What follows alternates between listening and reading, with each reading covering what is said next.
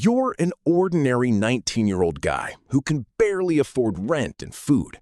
A few years later, you start a business selling counterfeit sneakers and make hundreds of thousands of dollars. And it all happens because of a simple pair of sneakers. There was just one small problem. Level 1. Life at the bottom. So imagine you're 19 years old. You work at a regular Foot Locker store for a very low wage. Every day looks exactly the same. You show up for your shift, arrange boxes, display shoes on the shelves, and stare at the clock waiting for the workday to end. You don't have enough money to pay for your room and just go grocery shopping.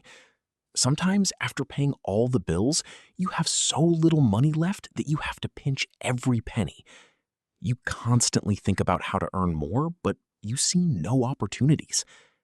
Every day you see successful guys who flip expensive sneakers. They come into the store wearing models that cost more than your monthly salary. They look confident and clearly aren't stressing about money. Suddenly, you find out that you can make enough money off a single pair of shoes to cover all your needs.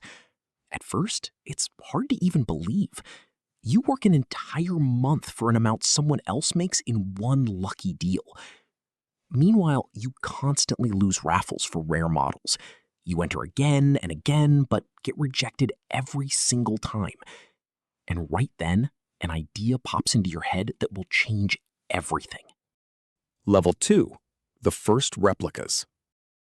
You find a seller of high-quality replicas and place your first order. At first, you're scared to send money to a stranger on the internet. You realize you could easily get scammed. Once you pay, the waiting game begins. Every day you check the tracking status, hoping the package will actually arrive. A few weeks pass, and finally, a courier brings a box to your doorstep.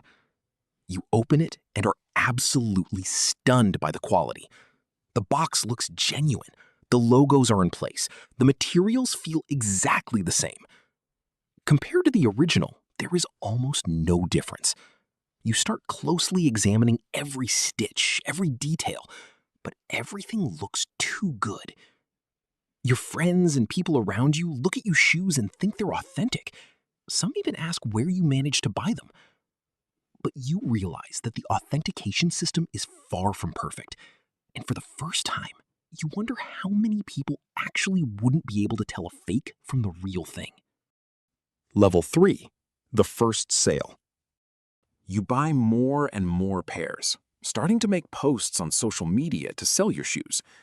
With every new order, your confidence grows. Now you know the product will arrive and that people will be interested. But suddenly, you decide to sell one pair as authentic. Up until this moment, you hadn't gone that far. You realize you are crossing the line. Then a buyer messages you, asking if it's original. You stare at the message for a long time, thinking about how to reply.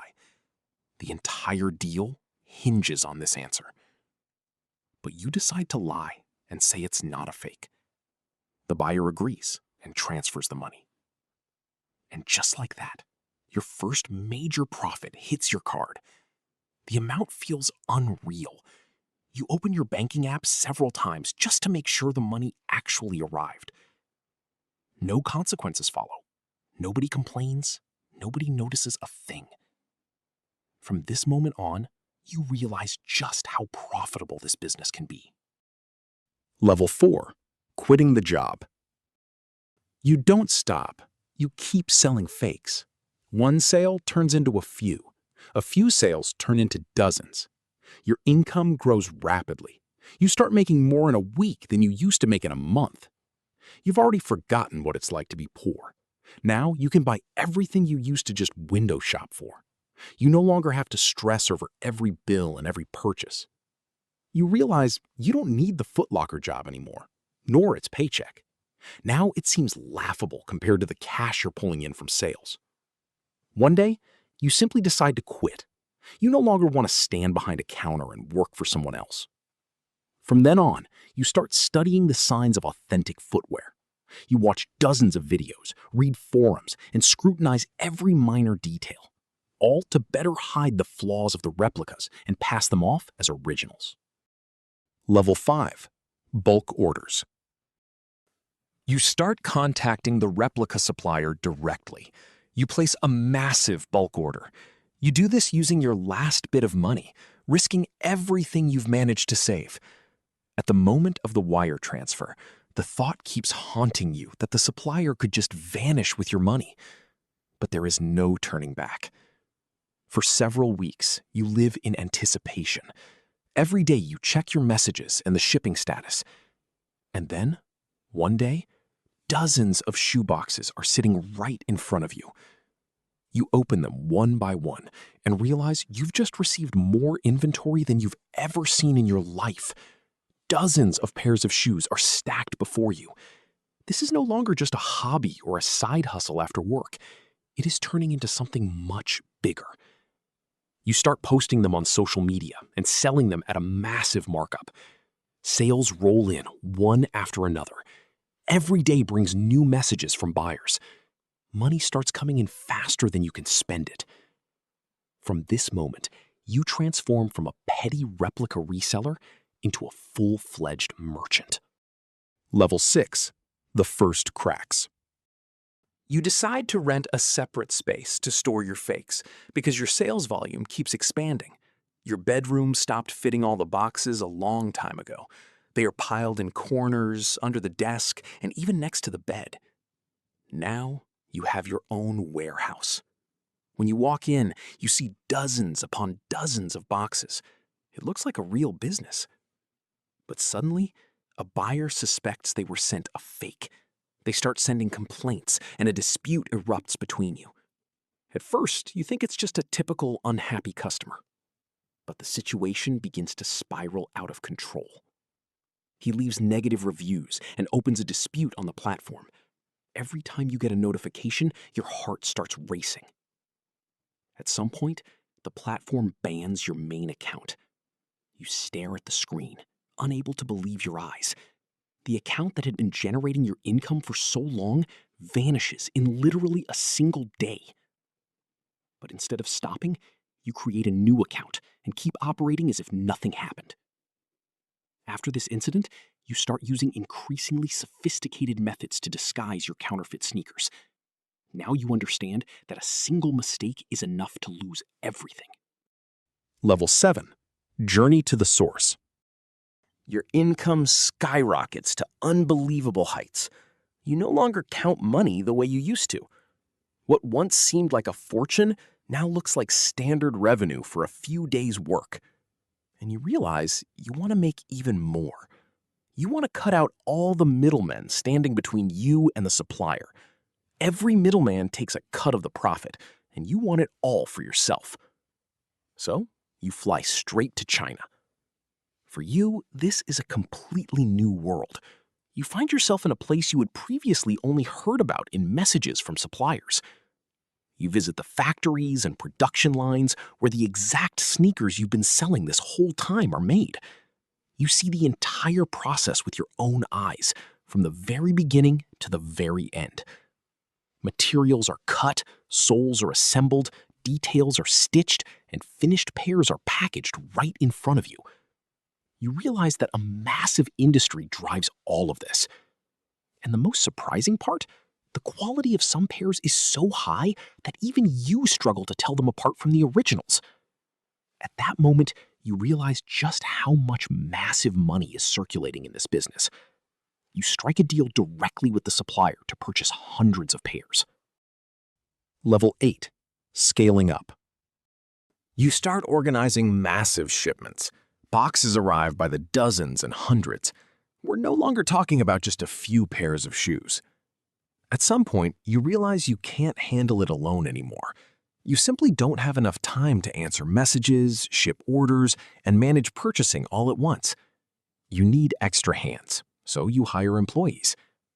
Now, some people handle shipping. Others reply to clients. A third group takes care of posting listings. It feels as though you are running a fully fledged company, building a genuine sales operation. You start selling hundreds of pairs every month. Money comes in so fast that you stop being surprised by the large numbers in your account. And six-figure sums begin to appear in your account. You can't believe your eyes. Sometimes you remember the days when you couldn't afford an extra trip to the store, and it feels like it happened in another lifetime. From the outside, you look like a genuinely successful entrepreneur, but nobody knows exactly what your success is built upon. Level 9. The beginning of the end. Customs starts seizing part of your inventory. At first, it seems like a fluke. You convince yourself it's just bad luck. But then it happens again, and then again. You see news more and more often about people in the exact same business getting arrested. Every time you read stories like that, you can't help but picture yourself in their shoes. Anxiety and panic begin to haunt you. You don't know what to do. What if it happens to you next? You start telling people less about what you do. You grow increasingly suspicious of everyone around you. You trust people less and less. Even as sales keep bringing in huge amounts of money, the thrill is no longer the same. You stop trusting people, and your personal life begins to fall apart. Every call from an unknown number makes you nervous. Every knock on the door makes you tense up. And then, one day, federal agents show up at your door. You look through the peephole, and fear grips you. At that moment, you realize you've been running from the consequences the whole time. From this point on, the investigation begins. Level 10. The price to pay. Investigators find all your counterfeit sneakers, cash, and documents. Everything you spent so long building and hiding is laid bare before the investigators' eyes. They find the evidence: wire transfers, shipments, and your sales history. The court charges you under several serious counts. You realize that getting out of this situation without consequences is impossible. So you take a plea deal. Unfortunately for you, you receive a prison sentence and massive fines.